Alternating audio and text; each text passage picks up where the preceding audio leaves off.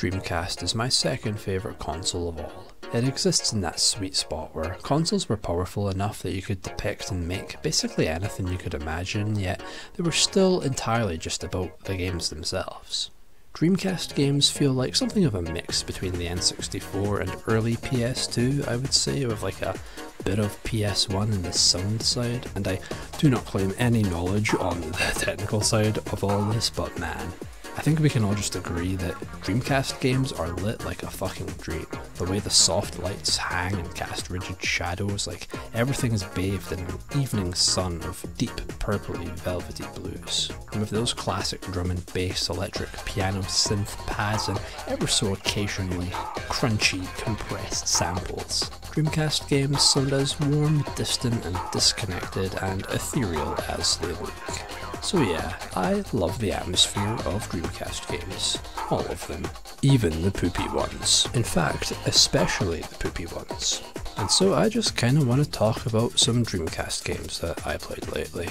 And don't worry, it's only the cool ones, as I've mostly picked from the list of games that are still entirely exclusives, so yeah, get ready for some weird little guys a-coming. Let's take a walk through. When I got back into Dreamcast lately, since having cleaned its laser, which has miraculously now let all of my CD burns work properly, I was playing a shit ton of Crazy Taxi 2. Specifically 2 as well, because I already had the PS2 version of the first Crazy Taxi, and since that original Crazy Taxi is pretty common on Dreamcast, I figured if I'm gonna burn any, you know, it might as well be that rarer sequel.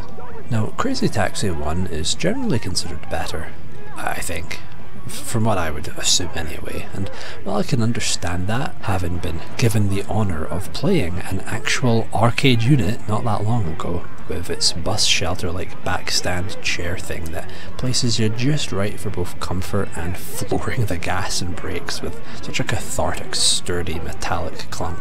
The perfect light and sharp precision of the wheel that feels ever so cool to hold one-handed as you jut the gears back and forth with the other hand, and that unpredictable timing of the gear shift speed boost. Yeah, despite how much fun I've had with this first game, there's something I like more about Crazy Taxi 2, and maybe it's just because of being able to have the extra passengers at once for those big crazy bonus numbers, and I don't know, I guess I just enjoy its map more.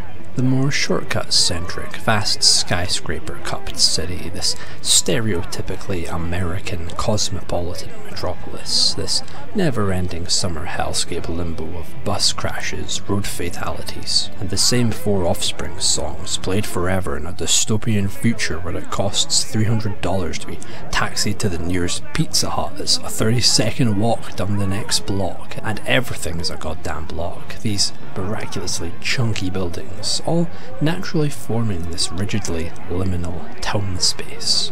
Yeah, there's lots to Crazy Taxi 2 I like more.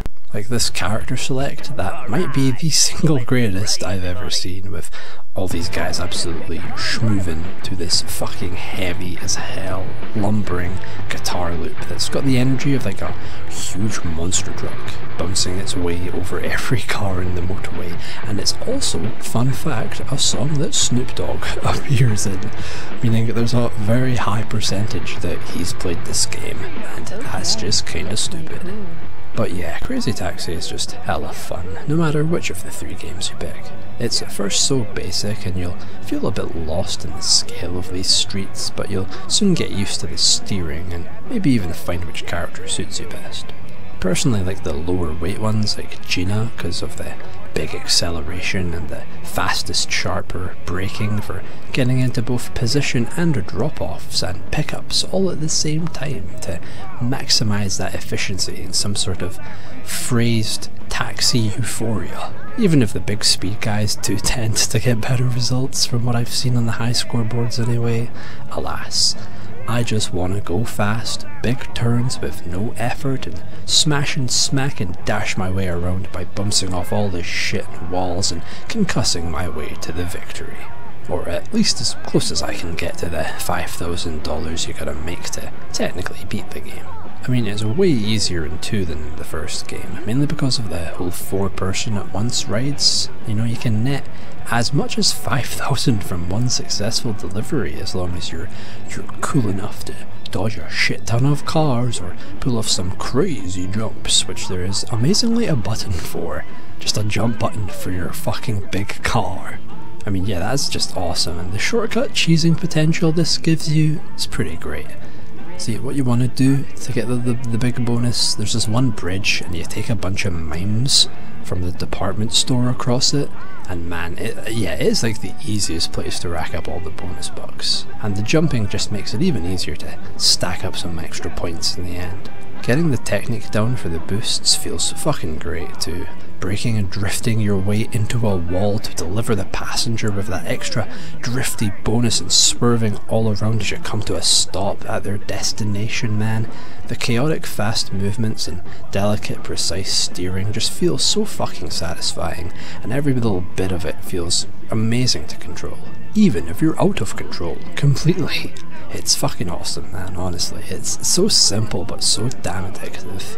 Since really this is the kind of game where you're just in constant, furious, feverish competition with yourself. You're always just kind of wanting to have one more game to show your last score who's a little bitch.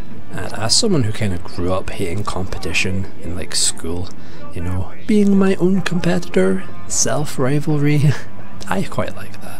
And it's also just kind of like you're going up against the world itself, this world of maniacal bus drivers and people who refuse to walk more than 2 blocks to get to a fucking McDonald's. Or hell, how do all these people get to work, man? Like, damn bro, pay in the city must be either amazing as hell that you can afford taxi journeys that are like 20 seconds long, or this truly is a grim purgatory future where the economy's gotten so fucked that all of this is actually just like the result of inflation. And those $300 taxis, man, to the Soupland Cafe, it's only actually just $7 normally, man.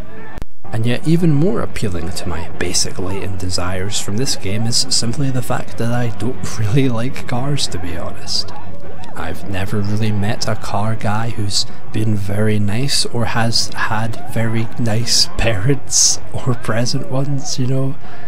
So please understand that I do really appreciate games that indulge me in the destruction of fancy, expensive looking cars. And similarly, I also just kinda appreciate people who can take pride in their old ass beat up rust buckets.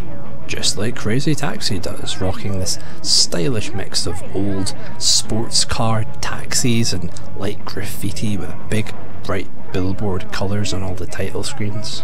This concisely messy appearance in all the urban environments and mundane stony buildings.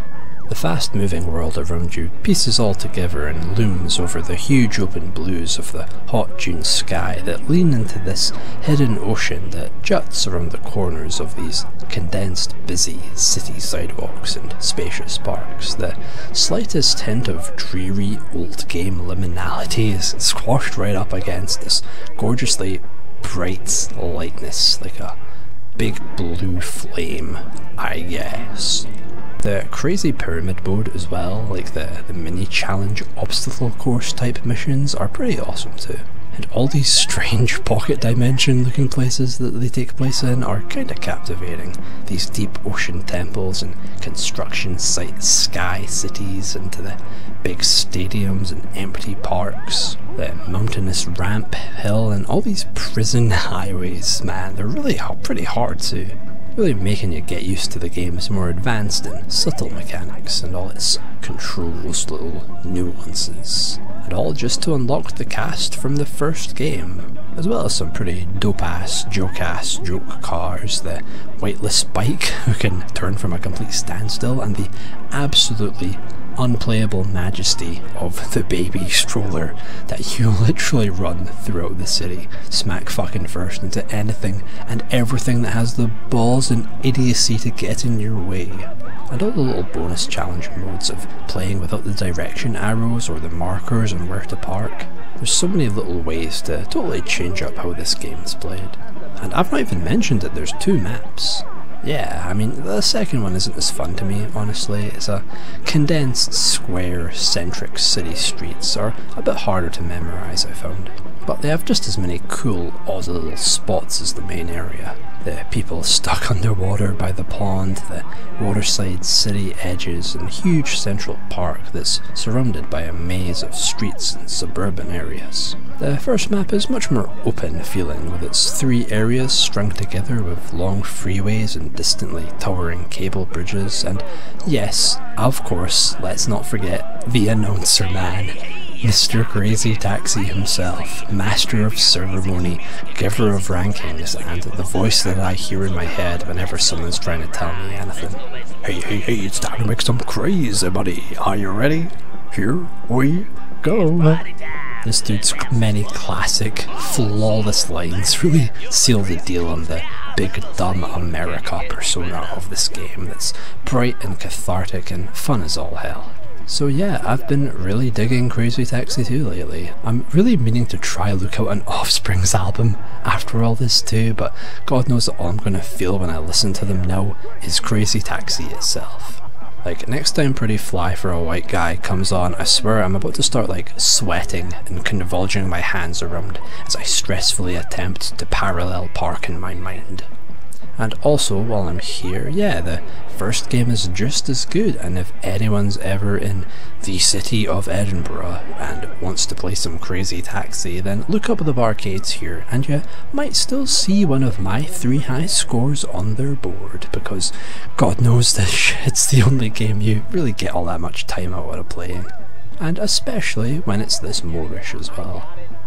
Oh, but just know Arcade Crazy Taxi kind of gives you like no time to enter a name properly, and I fucked it up twice, but those 3 R names, they're all mine. I promise, Mom.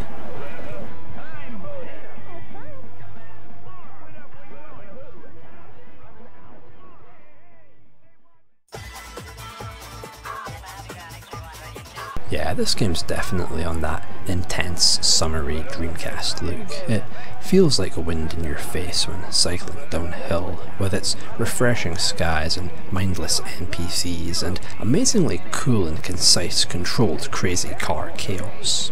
Crazy Taxi is big city colours and smells, and the taste of junk food eaten to an obnoxious and intrusive playlist of pop-punk songs that you hate to admit you kinda like, even if not just for the fact that you heard them when you were 8. I highly recommend this shit for being my ideal kinda arcade game. It's fast and feels amazing to play, and just as taxis are mostly used by holiday makers, this game is like a tiny vacation, all on its own, to a big-ass city baked in the endless colourful heat and the constant fear of a visceral and exciting car-related injury.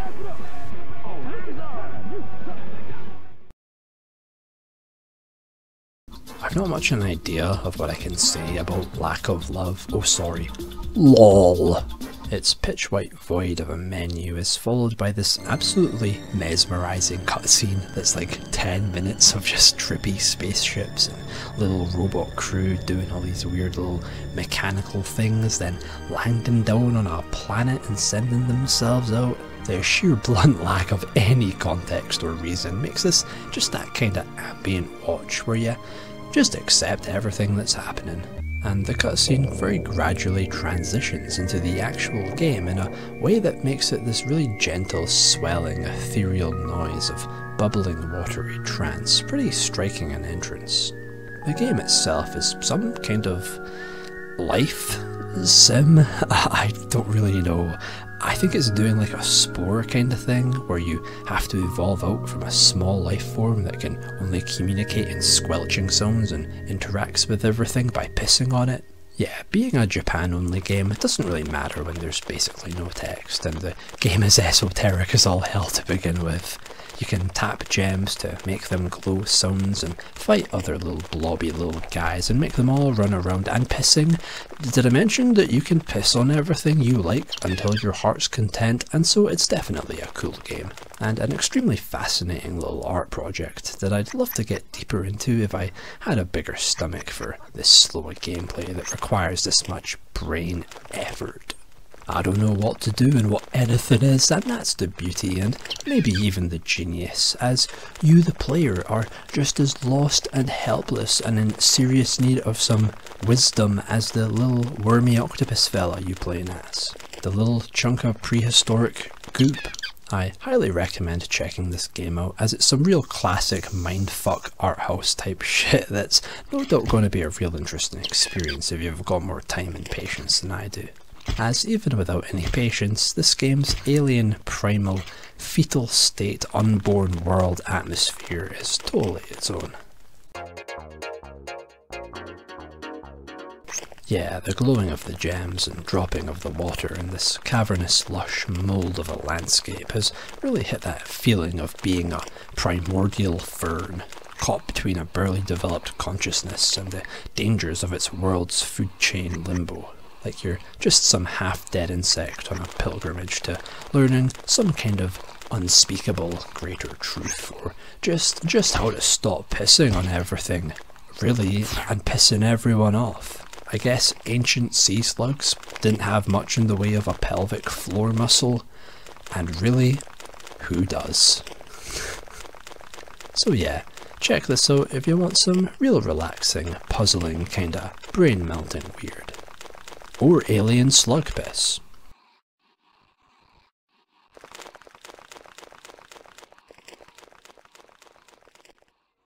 それじゃあ明日の朝連絡に行くから。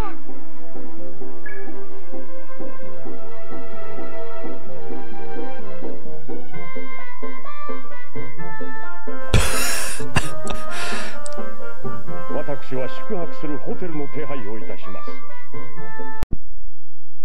Evolution 2 is, I think, the second or third most expensive Dreamcast game where I live, despite the first one being pretty average in terms of Dreamcast prices, and published by Ubisoft, which feels really odd for a game like this. As Evolution and Evolution 2 are dungeon crawlers, the kind where there's a central hub town where you prep and get supplies and upgrades for heading out into each labyrinth, with story mostly just being at the start and end of the game to allow for a complete focus on the RPG combat and the methodical navigation and all the satisfaction of that classic RPG slow building up of power.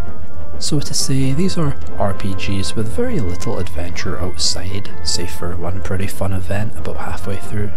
It's definitely a way of RPGing that feels more budget, so to say, but that's no insult at all. It's just the way that a lot of smaller teams, especially Japanese ones, made RPGs in a way that allows them to get it done quickly, and with the game entirely centering on the gameplay itself. And some people just really like turn-based RPG gameplay and would enjoy a game without terribly much story or world building or characters. Some people just want those turn-based combats and want them in an uninterrupted experience for that feel of the battles. Yeah, games like this may be basic and have a very simple framework, but that just allows for both a pure gameplay RPG but also a more relaxed time for the developers, I would imagine. But see, with that simple framework, it also gives you a lot of room to go a bit crazier with your ideas, since generally there's less assets and actual things to create and whip up here. These kinds of RPGs can be some of the absolute best in my opinion though. Like hell, I mean, Persona games since 3 have basically followed a souped up version of this gameplay layout, and Persona 3 is pretty much entirely just this basic framework, and that's my favourite one.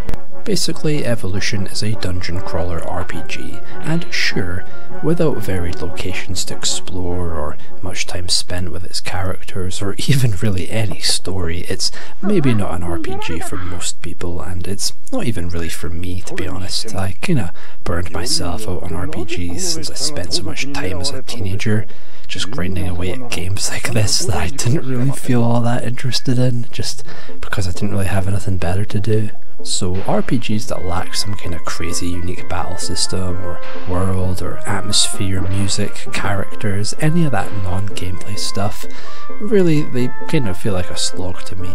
And yeah, Evolution 2 doesn't really have any of those things, beside some of its music being really nice in a kind of minimalist, cozy old JRPG way. Yeah, this gameplay isn't for me, but I still love this game for one simple thing. It is easily among the most cozy, fuzzy and relaxing RPGs that I've ever played, with its really adorable character models, model village looking tone, and all the flat colours and muted dungeon interiors that look very plainly and chalkily decorated in a pastel kind of look. I mean, the game's opening is really good too, this classic train journey interrupted by a robbery in this stunning corridor valley of distant mountain PNGs and mechanically placed trees that look like the world's biggest and least densely filled forest. I mean, yeah, there's hardly any cutscenes in story after this opening, not till near the end of the game, and a few sprinkles of late night subdued character interactions over the hotel's balcony under the immense cool glow of the moon. That these scenes slowly build up the mystery of our main villain-ass small guy long sleeves edge boy McGee over here, although these scenes do only occur after clearing each dungeon. But even with such short and spread out story scenes, they carry the relaxing feel of the game amazingly well, and tell you just enough that you'll want to invest a bit more time into getting to the next one. And plus they're all really nicely voice acted too. All the characters are really lively, but also just like perfectly soft spoken enough to be a really gorgeously soothing listen at 2 in the morning. Plus their stupid little button faces and character expressions, they really are cute as hell and just serve the game's coziness perfectly. I mean, I love Linear, she's such a clueless, squishy little mute with no thoughts under that ponytail and its one jagged polygon that sticks out and is impossible to not notice all the time.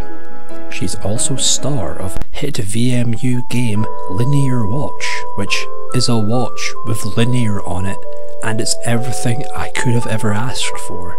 But the VMU during gameplay is used for this funny little game time counter. But yeah, all the characters are lovable, even if their appearances are brief. Mag is a big dumb fun protagonist, Nina's really cute with those thick dorky rimmed glasses, Chain is an obnoxious little gremlin, Pepper has the hair of all time, and Gree is just my man, alright, there is nothing else to say.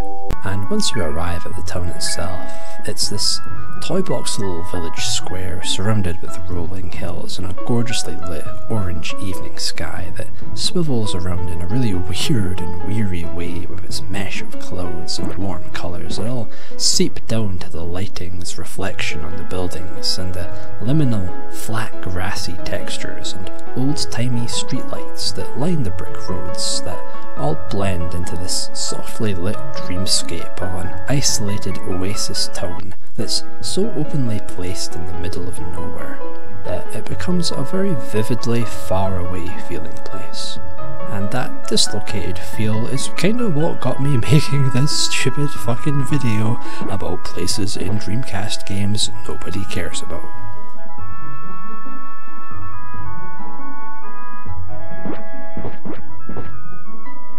The dungeons themselves are mostly just cavernous corridors randomly strung together for your compulsive RPG gameplay needs. But I do really appreciate the fact that you can pretty much choose most of your fights, as avoiding the enemies is purely a skill-based thing.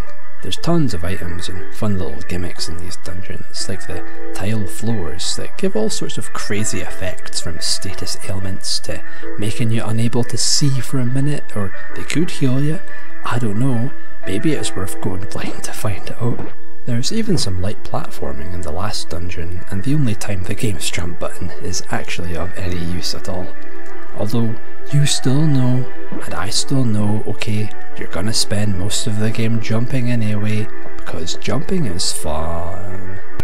Combat itself is very regular, yeah, but it does have a cool few little things that you can do to jazz it up. You can unlock new attacks and spells by buying them with FP, which you both earn during battle and can spend during battle to unlock the moves in the middle of combat, so You could sort of choose whatever ones are currently suiting your needs. Some character-specific skills too require combos of certain characters interacting for buffs, or playing around with the position of the 9-tile grid of front and backs for shifting your damages and defences mid-fight. Yeah, despite being hella basic, there's some fun little bells and whistles, and the animations are flashy enough to watch that the battles don't really drag on individually, but all the same, do get ready for a bit of a grindfest, which you may very well be here for that. The deep, lonely atmosphere in these places is, I think, best shown with the Ice Cave, with its slippery, speedy floors that make this probably the best and most fun dungeon in the whole game. This track, with its slow building up of riffs meshing together in a hypnotic, mechanical daze, is genuinely, really beautiful to me. With its cavern sky and foggy tunnels, these 90s synth pads and droning arpeggio ambience is honestly, it's one of my favourite bits of music I've heard lately. I don't know, it just feels very spontaneous and pure.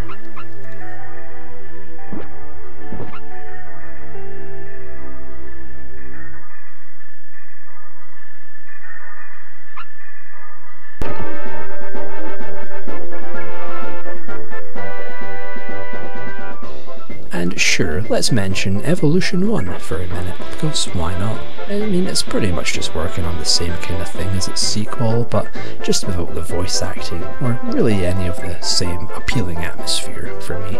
It's got some of the same musical leitmotifs though, but it's mostly all just playing and structured the same. Its opening cutscene of Mag being a loser failure is pretty great though, and I do love just how homely this big ass mansion home feels.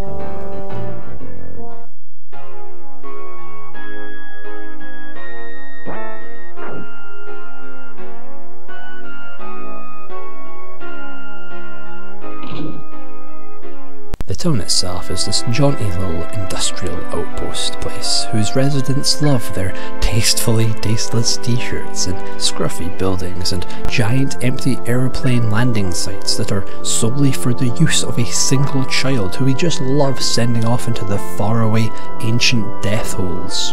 Yeah, I didn't get into the feel of this one so much. I mean, hell, I actually beat Evolution 2, although that was with using the cheat codebreaker disc burn to load up on levels and basically be unstoppable, but still, I liked Evolution 2 enough that I at least wanted to see it through to the end and check out everything it had to offer, and I'm glad I did. The ending reveal is pretty cool, and that final area has a pretty amazing atmosphere.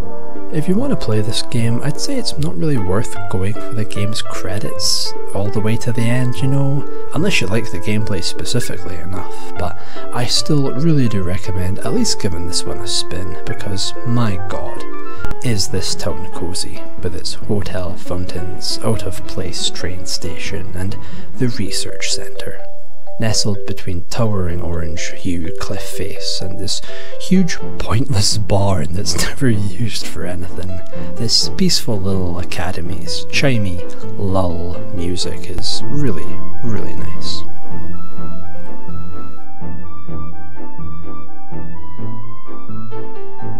Yep, that's pretty much it.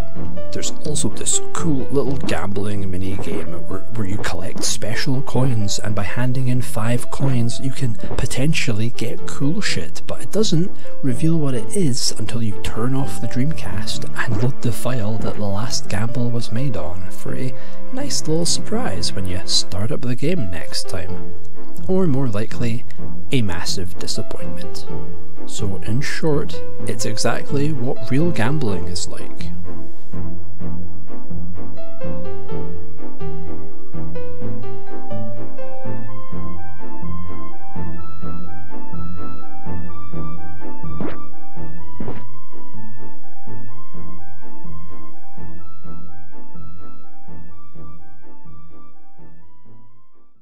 The Floigan Bros are the only video game brothers there have ever been and ever will be There are no other video game brotherly duos who run a mundane family business and platform for a bright and colourful world of pipes and puzzles and violent infighting. This game's obnoxious, wacky-ass, big band swing type slapstick classical comedy duo straight man with dumbass type shit comes across as maybe a bit immature and childish and a little grating, and maybe it is. I hear the occasional person who actively doesn't like this game and even would consider it among the Dreamcast's worst. But nah man, no way, it's just an old-timey, kinda stupid-assery, invoking a certain era of comedy when just naming dudes Ooooga Floigan and Moigle Floigan was considered peak entertainment, funniest shit I ever saw. I mean, each time the game boots to title screen, the bros always have something completely different and completely idiotic to say,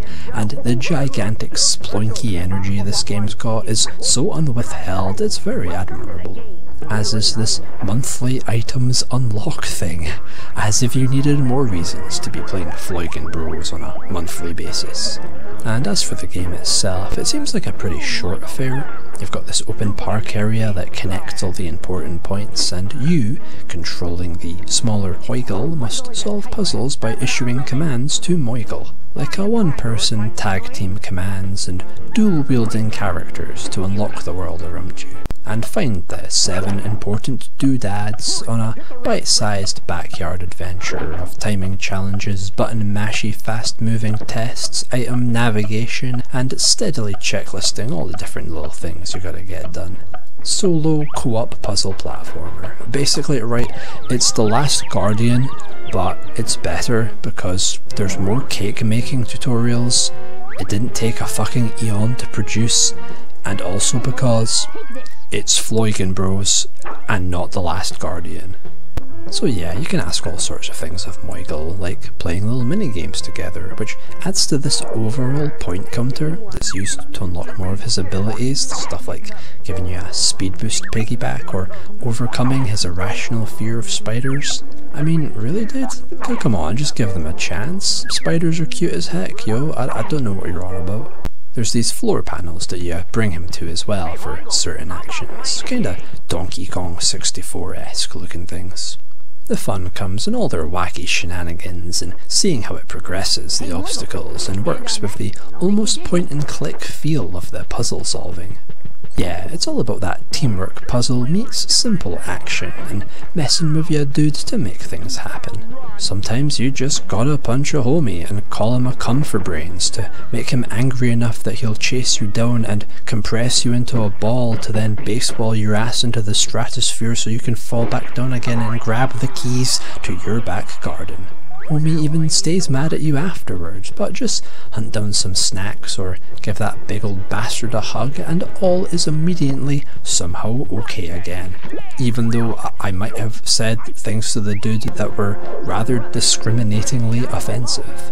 It can be a little confusing, yeah, but it's really concise with its central hub, leading off into the smaller little hubs that connect to rooms of suddenly desolate underground sewers where you're all alone. I didn't get too far into this game, so maybe this was just a one-off thing, but still, pretty weird. But its mechanics are certainly very creative. Ooooga can spin around Moigle, which makes him dizzy and fall over and he becomes a bounce pad. Haha, get it? Because he's a beast. And that's the only reason people make fun of those bigger than them anyway.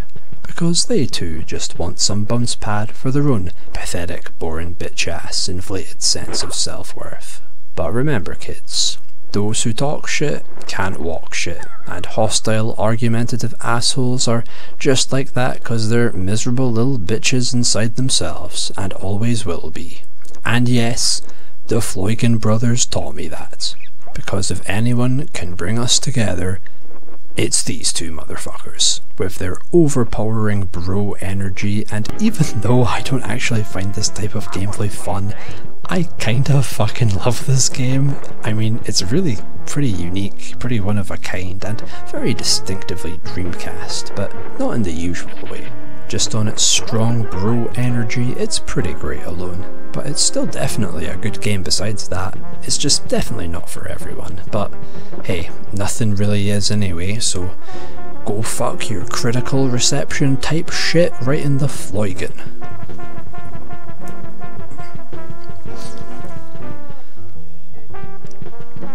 Yeah, this game isn't really ethereal in the traditional way of dreamscapes and otherworldly shapes, but more in that Saturday morning cartoons and a big bowl of chocolatey, sugary cereal type shit.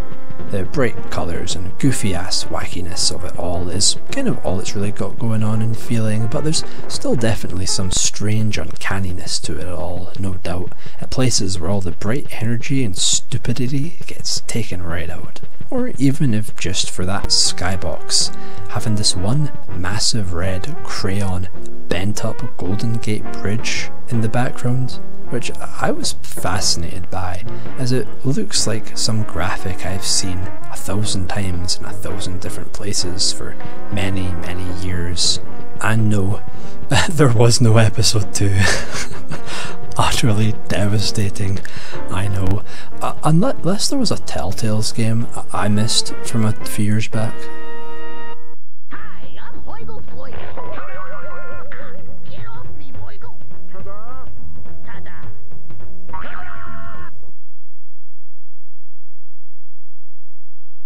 Just as I dislike cars, I hate to admit my hate for bikes as well. Oh no, not like regular bikes. Nah, regular ass bikes, they can stay. I've just had a lot of bad impressions of biker guys, as I have with car guys where I live. They're one and the same, I'd say. So the idea of a game made to revere the legacy of one of the world's most expensive, flashy fuckface motorcycle brands would probably be a game I'd hate. And you're right. I hate how fucking good this game is. No, really, I think it's probably like the most fun game I'll be talking about here after Crazy Taxi Day.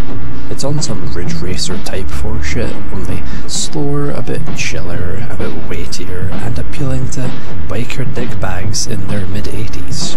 Ducati World was created by Attention to Detail, a UK-based dev team whose most famous game is probably Lego Racers 2, but they're also the Cybermorph team, and it's actually really fucking good sequel Battlemorph, and also Blue Lightning on Jaguar as well. Because hi, if you know nothing about me, be warned, I will start talking about Jaguar games from out of nowhere, so please do forgive me in advance. From boot up, the music smashes you in the nuts with that dummy-ass, big, deafening blastings of EDM sample chunkiness that feels extremely PS1. And that game did come out there as well as on PC. But I have reason to believe that the Dreamcast version is probably the better. The turning of the bikes feels very well tuned to the weighty, rubbery, smooth clunks of the Dreamcast's the stick thing. And holding the accelerator trigger feels much more like pulling back on a motorcycle's accelerator grippy handlebar things. From the main menu, there's only 2 modes of free time trial races, of unlocking track by track. Racing track by track is where the multiplayer is too, but what's really the meat of this game is Ducati Life. The money management biker life sim kinda thing, where you buy bikes and upgrades and improve speed and steering and likelihood of not crashing down like a sack of cemented crap, and even customizations for your helmets and your jackets. And sure, it's all real basic, it's really just menus and descriptions and stats that lead you into the different tournaments for the actual racing. But man, honestly, this mode is really addictive, and I don't even know what it is I'm here for. I guess it's just the game's controls overall feel. The bikes can crash really easily, especially without upgrades, like just touching the walls too fast or for too long, even just a little bit will like send you flying. So the tension during the races and the excitement from dodging those crashes and gracefully just melting your way around all the sharp bends and picking up speed into the wider sections, all the money in this mode and all the time it takes to unlock the things make this genuinely intense, like risk or reward kinda gambler's high. All the races have different prize monies and different race to lap ratios, and also to enter certain races you'll need certain kinds of bikes, and even certain licenses which you unlock by completing these little trial minigame control test type missions. They're pretty fun. And the sheer amount of bikes to buy as well. I mean, depending on what one you want, it might randomly crop up in the second-hand bikes section, or might even be winnable from one of the high-stakes one-on-one rival challenges. The diversity and selection is really what makes you motivated to earn your way to the good bikes, and the speed difference, the safety difference from not having to constantly smoosh yourself into those dreaded walls. You really do feel the difference in those better bikes. And weirdly, there's not even any specific end goal for this mode. The manual literally just tells you to make up your own damn goals, fuck brains. So yeah, this sim mode is so damn good just because you have like total freedom on what you want to do, and the fact that the racing feels so cathartic and exciting anyway just makes it this like endless self-improvement challenge where you're always just wanting to race anyway because it's so good, but yet choosing which race you take part in is also part of that fun in of itself. And I think you can play 2 players in this mode as well, so it'd be a really damn cool challenge with another person having this battle of motorbike careers. So yeah, I don't know what else to say. I mean, I've barely talked about the actual bike races, but there's not really much to say. It moves silky smooth with like this perfect amount of bounce and weighty precision.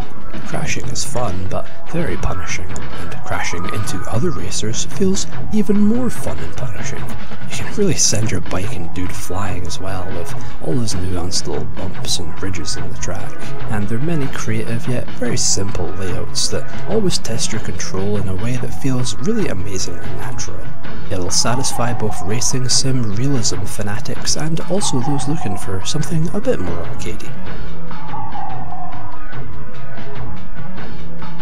Yeah, the music in this game, it's amazing. It's really what seals the deal for me, I think. With its almost sheer focus on drums and distorted bassy sounds, mixed in with the softer airy pulses that come packaged in this weird sort of syncopation that feels very much unlike all the club-heavy EDM music of this era. It's pretty much just entirely aimed at like the percussive ambience and the rhythmic side, and it makes for a really relaxing industrial intensity. Hypnotic fills that overpower even the engine's sounds, alongside the ever-gorgeous Dreamcast lighting that illuminates every track with different glows of orange and dusky blues, and the towering skeletons of the cities above you, whose underpasses and high-rise tunnels you trail through like a wave. And the real cherry for me is the main menu in Ducati Life section, with just this amazingly gentle grey skies, kind of trance ambience compressed to fuck and back, with this unending dreary drum fill that kind of changes its pitch with every like little hit of the snare drum. I don't really know what it's doing back there, but it's awesome. This is just this long, tranquil chords that open up into nothingness.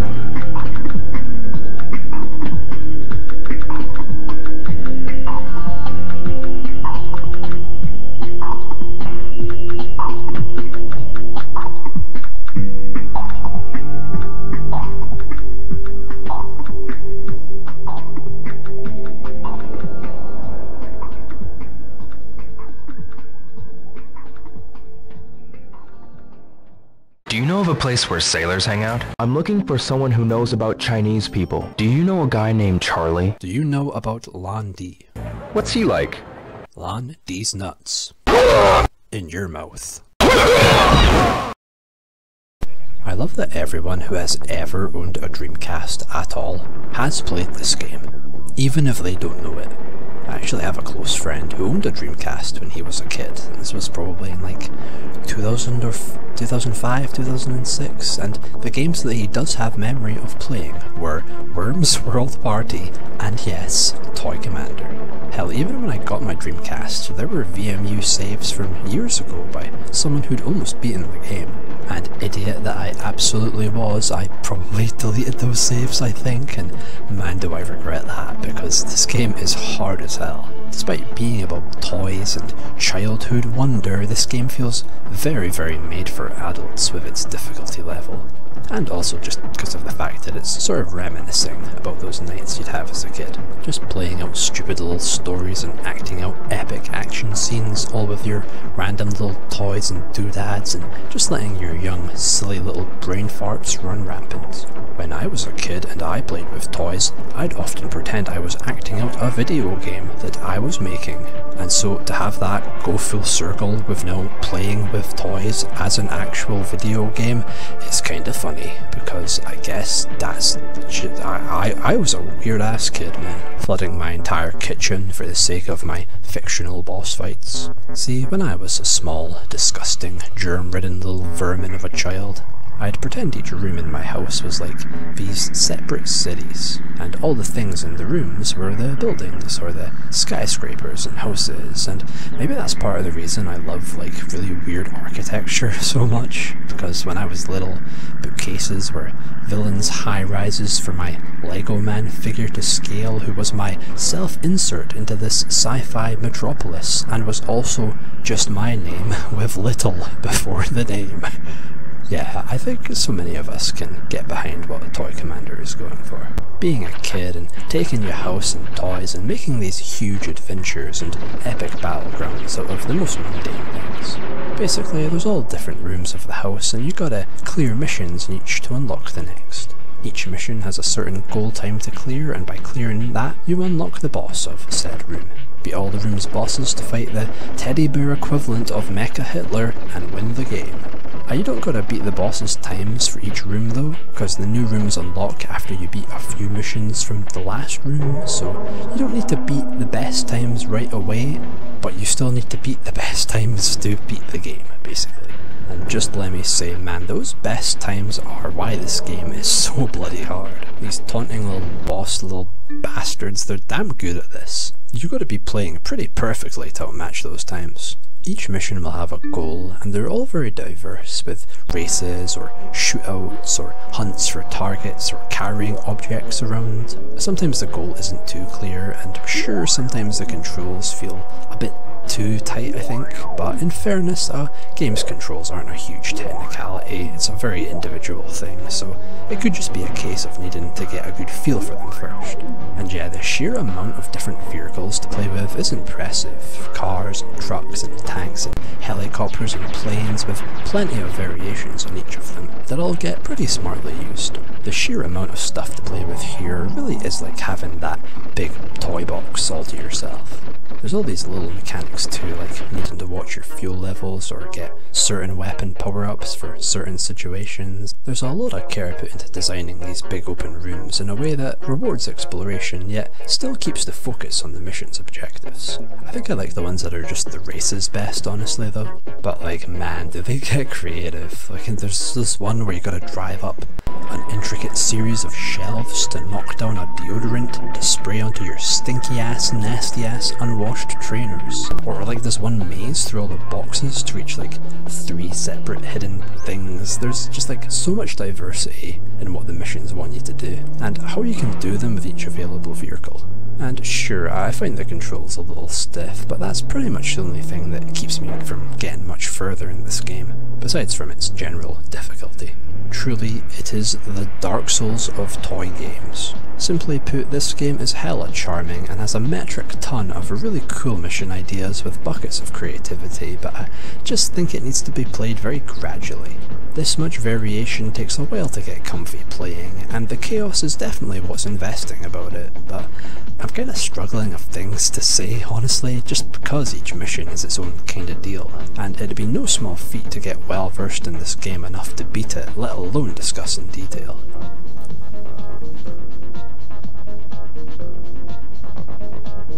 Yeah, this game's real draw, I think, is just that its concept is so cool.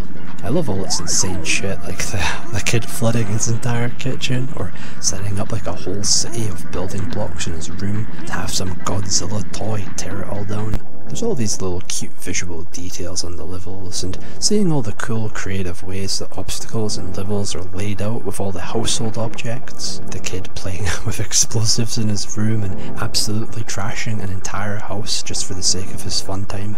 It's pretty great.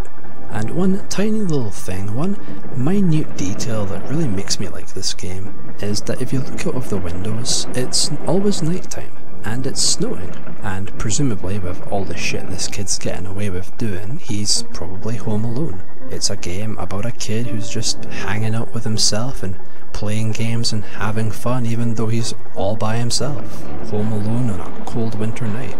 Maybe Christmas is nearing. Maybe it is Christmas. It certainly somehow feels like Christmassy. Somehow. Maybe this is that kid's escapism. Filling an entire hallway with bullshit takes his mind off his parents not being around tonight.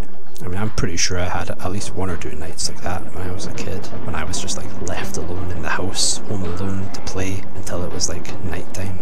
A chilly December nighttime, no less, up way past bedtime. Loads of us have probably had at least one night like that in our childhoods, and even if we don't remember it explicitly, we can definitely imagine how it would have felt. Just like how we have all played Toy Commander before. Okay, we have, it's true. Check your wardrobe, it's there.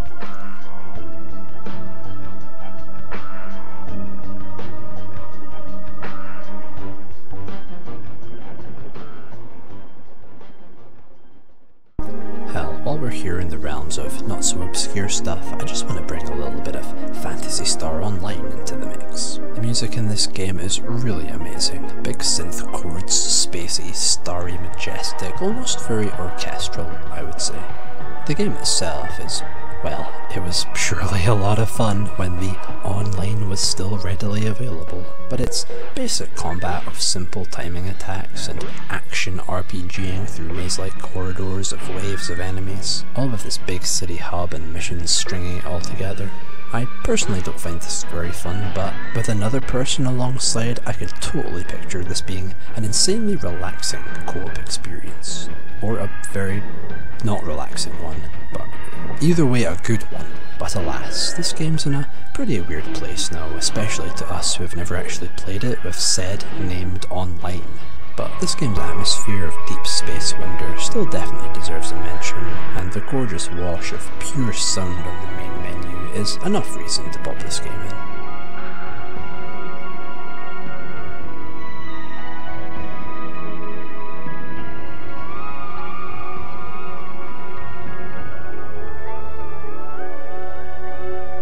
Excitable tinge to the character creator and the mesmerising mess of neon futurist city sounds that make up this amazingly powerful feeling small little balcony that looms over the vast spaceship metropolis that we never actually get to see, to the lush greens and gentle warm breezy jungle.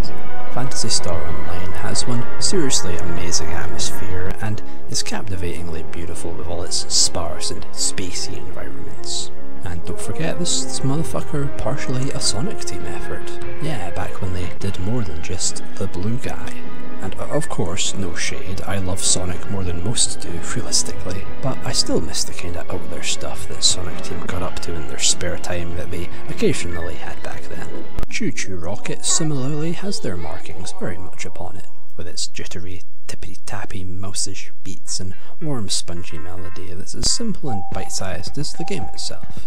The crazed dashes to sort out the countless swarms of adorable cyber pestilence, mouse stream crossing, to the more chill puzzle mode of careful path merging and turn welding, to the easy as hell and satisfying as heck to use puzzle creator, all rounded up with that sleek and stylish minimalised digital look, almost marble looking UI. The bright lines and colours and soft shapes, and Choo Choo Rocket overall is just a real little treat. And before we resume with our scheduled games that nobody's played except other Dreamcast fucks, which, let's be real, is both way more and also infinitely less than we ever imagined. One last big name drop with Sonic Adventure, the reason the Dreamcast's look and feel matters so much to me, with its summery lightness and big dumb energy all over, and simple, intense, almost structureless kinda catharsis. And I'm still talking about both game and console here, after all. I adore the first Sonic Adventure. Everyone in person who I've ever mentioned this to as well, which is admittedly only 2 people, but still, everyone in person I've met has agreed with me when I say this, but I way prefer Adventure 1 to Adventure 2.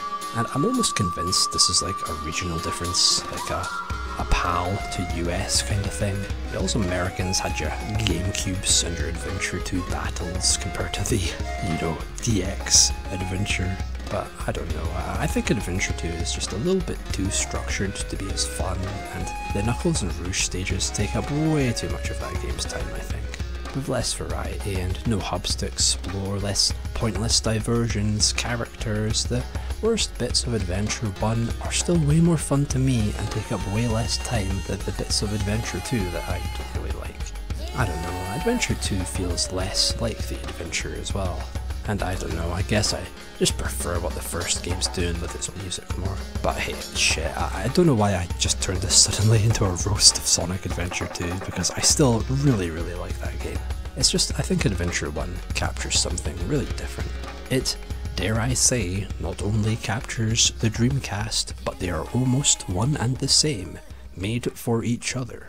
Their watery utopian summer nostalgia, burning unbearable sunlight, shimmers on water, those 2 aesthetics, the game and the console, match up real perfectly. And I really just love the whole general vibe that Sonic Adventure 1 has. The poolside backgrounds and bright coastal city centres, deep and lush foresty natures after those big city lights, with the ancient ruins and mountain canyons and strange sights of industry and snowboarding and sandboarding, fish goring and occasionally boring, waiting around for the next train, stressing out in the flashing glamorous casino and its sewer pipes, then chilling out by the beach with long stretching views as far as you can see. The vast blues, hills and thick clouds, evening glows and endless skies. This game's overall aesthetic and atmosphere feels like the best summer from your childhood that you'll never remember.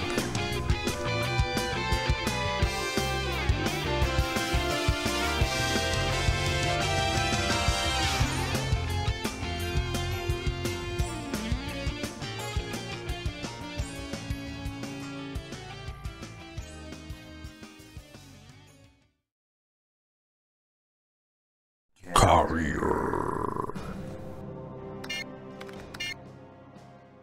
Carrear carries on the great tradition of Sega exclusive survival horror games that take place on marine vessels. I call this genre marine horror because I'm really quite a smart guy who uses the internet and enjoys video games for justifiable reasons and on technical analyses.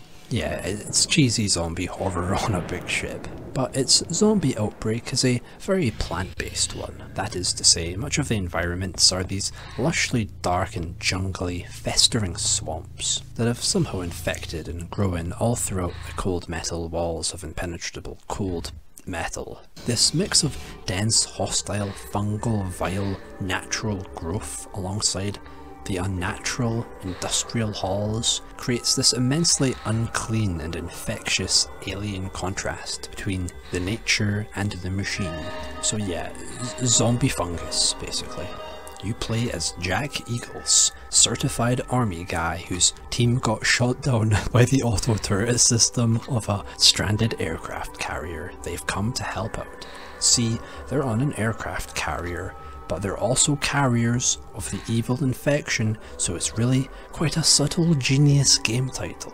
So yeah, Jack's gotta go meet with the other members of his rescue squad, and rescue squad as many of the non-zombified Johnnies still left on board, all while uncovering a dark and spooky conspiracy, shooting lots of mushrooms and fun guys, and survival horroring his ass to someplace with hopefully less pathogens. I hope I'm using that science word correctly.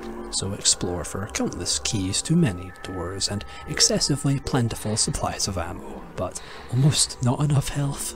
And go shoot the zombinis before they give you the shroom germs. Good old tank controls and all, and I will defend tank controls, damn it, there is nothing wrong with them, and countless games like this prove that they work perfectly fine for many types of games. They're a control scheme for a certain design of game, you know? There's nothing wrong with them. I'd even say the only reason people don't like tank controls is because PlayStation controllers always had D-pads that were kinda shitty, stiff and rubbery as a salted freeze-dried octopus stuck between your ass cheeks, and also your ass cheeks. The shooting feels great though. That classic tension and careful aiming feels great here. And with that little aim mark on the target's general body parts makes the combat a breeze, but still never lets you feel safe. I mean, there's bloody invisible enemies, but they're here to give some use for that cool first-person scanny thing that you've got to detect the zombodies and infection. It's also just great for like looking through the level, checking out what lies beyond the fixed cameras, and on the odd human you meet who might actually be a vile zombie, and therefore not worth saving and also a threat to your life. These humans pop up every few rooms to tell you, oh no Jimmy, there's all sorts of terrible zombie related cannibalism going on, and homie, have you seen the mushrooms in the boiler room? This shit's crazy dog. Anyway, I'm out of here. By the way, have this breath mint. And then Jack's all like, well, just make sure you get to the landing pad, because that's where everyone else is, and you'll definitely be safe there with the other infectious persons. And also, don't worry, definitely nothing bad will happen to you on your way there. See, look, I just transposed 80% of this game's dialogue to you. I mean, nah, I'm just assing. This game's that good kinda lame-ass voice acting where the odd line gets ever so well hammed up, even though I mostly played with the Japanese voices on. But they still get to go pretty ham with the dramatic overacting as well. There's quite a lot of dialogue here, these Metal Gear style intercom discussions with the centre's Facebook PFP stuck on screen and flickering obnoxiously over for the few minutes that it takes for variations on Jack, please come to the second floor restrooms. The mushrooms have blocked the pipes to the water centre. Please get here stat soldier and help with the plumbing, cause there's enough infection going around as it is. Okay, love you Jack honey, see you soon. Not much really happens in the way of plot, but I was totally just here for its atmosphere and the shooty gameplay anyway. It does suffer a bit from that old, where the fuck is anything meant to go, guess I'll just go try everything on everything kind of thing, but I still managed to beat the whole Jack campaign without any walkthroughs until near the end. Yeah, there's also a second campaign for the woman whose name I forgot, but I really liked her visor. I mean, Jack, he's like seriously rocking the Futurama cop meets Virtua cop look. So yeah, my only real complaint is the navigation, some puzzles and the backtracking. But for the most part it's pretty good. I would definitely recommend playing with a walkthrough somewhere nearby at least, as even though nothing's too crazy or cryptic to work out, there's that simple kind of back and forth where if one thing isn't immediately obvious to you, then you'll probably never guess to try that one thing. But the guns, they feel great to shoot, man. I love the slow, tenacious feel of the combat, and filling the mushroom men with bullets just feels good, man. You got your always useful pistol, your endless ammo, short-range tasery thing, and the fast guns and the big blasty guns, as well as grenades, which are mostly used for clearing out the walls, but hey, why not try kill the odd zomboni with them too? There's some pretty sick boss fights as well against towering Venus flytraps and zombo animal abominations, and even some sections of timing puzzles, running fast to get through closing doors, and some real clever tests of that scanner scope module thing you've got there. Slowly piecing together all the map feels really rewarding, and seeing how it all interconnects is a real testament to its solid design, even if I do wish it were a little more apparent where to go sometimes. Still, I'm very glad that I saw Carrear through to its end. There's some really cool set pieces, plot twists, and scenes of great fungal mutation on motherfuckers. Stay away from me. Calm down, I'm part of the Spark team. Spark team? Yeah, we're evacuating survivors to the flight deck. Alright, I'll go there. And yes, as the title screen implies, careers are scary.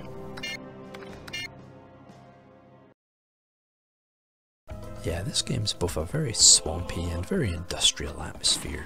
Dual-wielding atmosphere, shall I say. Nah, I better not say that. The Dreamcast's colourful, shiny, shimmery lighting really is used in a way that makes these fixed-view rooms feel cold and sterile. The dim lights and the dull blues and the spots of purple, they're just really pretty looking.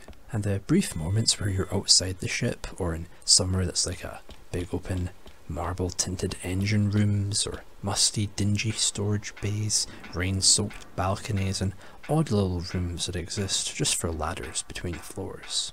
All the strange little places in this game feel very bleak and oppressive, and again I adore the absolutely alien jungles. They're full of this algae infected parasitic liveliness, dudes swinging down to attack you from above. Those rotted fungal metal tunnels are just really uncanny in a way that where you can tell if this was a real place you would be throwing up.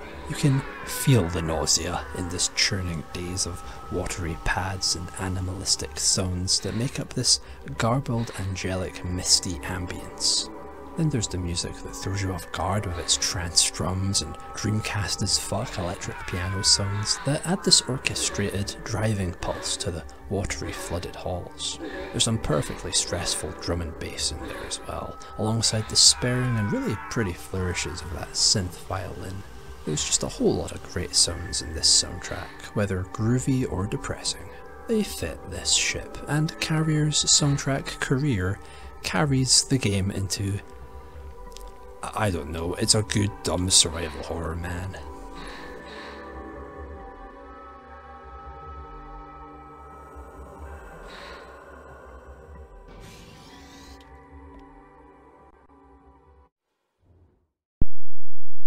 Hoodoo.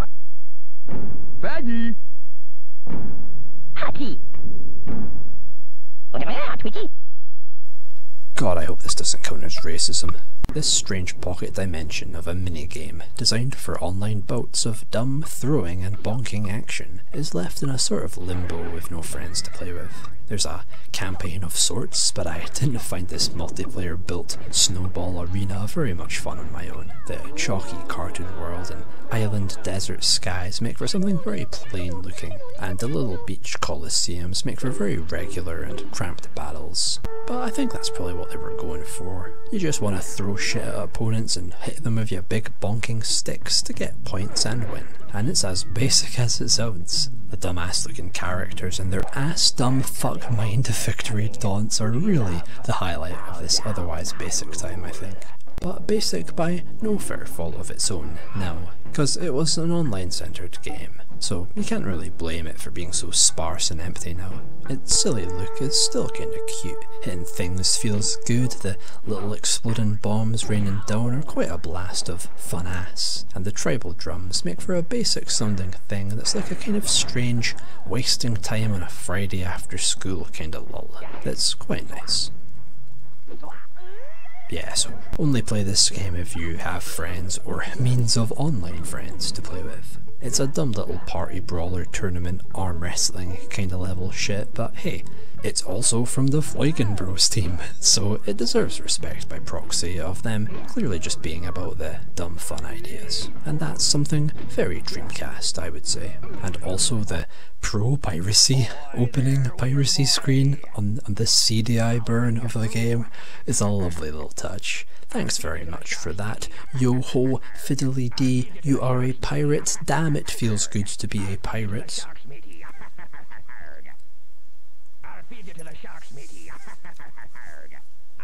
Game reviewers be like, name a more Sega Saturn game than this game that's not on Sega Saturn. That's how Hudson's Egg started. It feels extremely Saturn, with those gorgeously detailed and colourful big sprites and pretty flowing nature moving all over. They must have just had to move it over to Dreamcast with what the Saturn's selling like ass and all outside of Japan. Elemental Gimmick Gear is a top-down adventure game, and I'm probably the first and only person who will ever say that game's full name out loud. But Egg is kinda a Zelda affair, I guess, except you punch things, and also it's better because it's called Egg and not Zelda, and I don't honestly really like most Zelda games outside of the N64 ones, honestly. And even then I think I only really sat through Ocarina because it was an N64 game, and N64 games in general are a massive turn on for me. It's just the dungeons, man. Zelda dungeons with their back and forth really aren't fun for me at all. And I've never really found them very engaging in the way of like story or characters or the locations you go to. I like Zelda's music, sorta, I mean some of it. And I do remember liking Link's Awakening a lot when I first played that years ago, but past me was a much more patient specimen than present me, even if he was a useless little fuck for the most part. Okay, but really, I'm just being an ass. I genuinely do love Majora's Mask, and yeah, I know, that's not an exciting opinion, okay, but even with the gameplay not being my thing, Majora's Mask, just on its fucking gorgeously stressful atmosphere, I can't help but love it. Point is, I like games that are like Zelda, even if I don't really like most Zelda, and Egg is a great Zelda, sorta, kinda like game. You control an ancient warrior dude who piloted the first of these stony mechs that have become a commonplace tool to the world's people. But some big evil ancient energy has awakened, and so I guess your dude wakes up and takes off to go find a way to get rid of the bad earthquake causing electrons. What the fuck did I... Sometimes I wonder what the fuck I write. Yeah, there's not much in the way of a driven story. I think it looks a lot more like a lore-heavy kind of thing to tie over all the non-gameplay sides of stuff, as the gameplay itself is more than strong enough that it don't need no tying over. And so you roam the world for dungeons to explore and loot for all their ancient goodies, and solve a few puzzles and punch a few fellow egg mechs in the face. You can also charge up this spin frenzy, which is used really cleverly for puzzles and timing obstacles as well. You've got a bar for health and a bar for magic, which mostly are just related to the different kinds of projectiles you can use. Flame ones will burn certain switches, ice ones can freeze bodies of water, etc, etc, etc. And you've got something of a block button too, so there's a real brute force your way in to make openings kind of feel to the fighting. I mean, you've got to get real close to the enemy to hit them with your fists, so the blocking is really going to help you save health. What I really liked was the 3D battle sections. Basically for boss fights, you go into like a separate battle system with the same controls and moves and everything, except now it's like in full 3D, allowing for some more crazy attack patterns and precision, and it also just makes these sections look pretty fucking cool. The dungeons are much more combat heavy than puzzle heavy from what I saw, which is all the better for me. And I do really like this close quarters kind of brawling feel. It's very cool to play a game like this and not just be another guy with a sword, you know. The game's layout's not too crazy either, it's fairly linear, with its branches mostly just being for interconnection and shortcuts. There's the main town too, where you can buy health for stores from the mech shop with the absolute jam there is, goddamn. You can also buy armor and energy upgrades, which can also be found with careful exploration throughout the dungeons and throughout the world. And with your buffed defenses and more powerful attacks, you really feel your might building up fast as older enemies begin to take only a single hit to kill. It's a very densely packed game as well, but also very concise. And man, when it makes playing cave dungeons fun, you know that's a damn good sign. It controls well, the combat feels great, and the misty, ancient, naturalistic world is calming as all hell. The graphics do look really lush and pretty, and the music is a nice warm, simple mixer to that. Soft light synths and sparse whistles and panpipes and deep drums, tribal sounding percussions that all make this ambient, swarming, swampy ambience. It's nothing insanely memorable, but the music is a perfect match for this game's simple beauty of nature kinda look. The main town has this cool kinda tribal steampunk look to it as well, and there's also a child that you can beat up and a homeless guy that you can give literally all your money to, and those are two things that I'm already pretty great at doing in real life. So no point doing them here, but as I'm sitting here and I think about this game, you know, I don't really remember feeling all that engaged in it.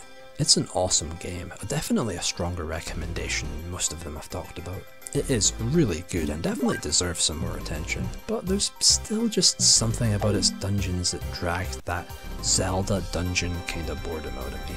And even with its good smashy combat and everything else being so well balanced here, honestly I think my favourite thing about this game is just its opening of this sleeping mythical guy, this legendary hero who just sort of wakes up one day and for no reason unknown to all and even himself seemingly, he just has to go out there and try and prevent the world from falling to pieces. With those dusky blue lab rooms and this piano melody that's so soft and soothing. This game is maybe the most apparently and deliberately ethereal game that we've seen today, and certainly I think this song is largely why.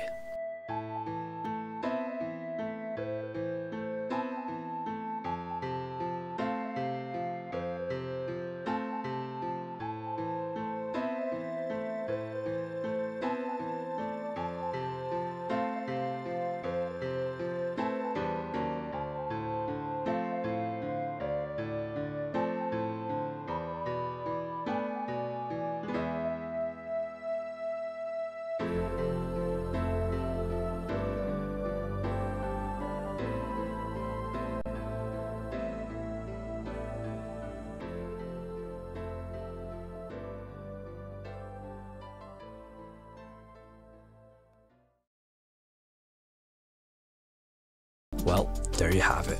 Some weird and stupid Dreamcast games. And no, this isn't even half of the games that I wanted to talk about here. And those aren't even probably like, I don't know, a 10th, a 20th of the other Dreamcast games that I don't really know about yet that are probably worth mentioning. It truly is a really exciting console to just like pick and choose and see what games you stumble across. And so if you yourself have any Dreamcast games you want to mention, then I would really love to hear some more recommendations down below. And just for fun, if I had to rank each of these games by how much I liked them today, then from least to best would go Ooooga, LOL, Evolution, Choo Choo Rocket, Floigan Brothers, Fantasy Star Online, except it's not online anymore, Toyman, Carrear, Egg, Ducati, Evolution, Crazy Taxes, Crazy Taxes 2, Sonic, Shenmue. So yeah, thanks for watching my long-winded ass stupid rambling about things and places from Dreamcast games that I have enjoyed lately. Their music that I love, their strange environments I obsess over, and whatever else happened in this last hour. I hope you enjoyed something here, and if not, then please subscribe so that I can stop making dumbass things and go to bed. So thank you, good night, and stay tuned, I guess, for more potential volumes of